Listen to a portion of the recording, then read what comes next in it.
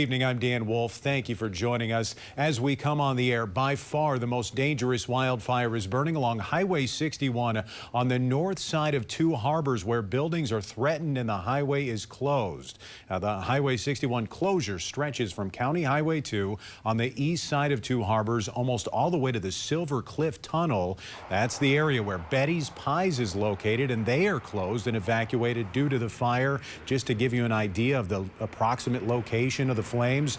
Other homes and businesses have also been forced to evacuate, as that nearby fire is now between 20 and 50 acres in size and 0% contained at last check. People are also being asked to avoid the Highway 61 area on what is normally a busy night for that stretch of road if they can. Now, we've received so far, so we're relying on our Blake Hornstein to keep us updated. Blake, where are you in town exactly, and from your vantage point, does that smoke plume seem to be growing or moving in a certain direction?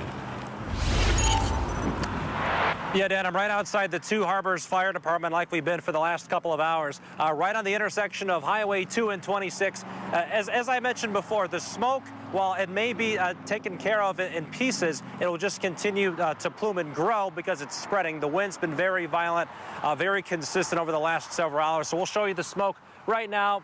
It's moved further north as we've been here. And what we've also seen is 4 planes in between now and our last newscast.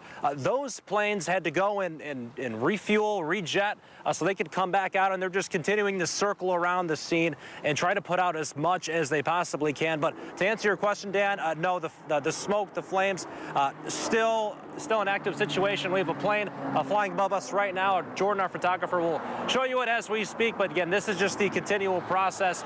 Doesn't look like it's ending anytime soon, Dan.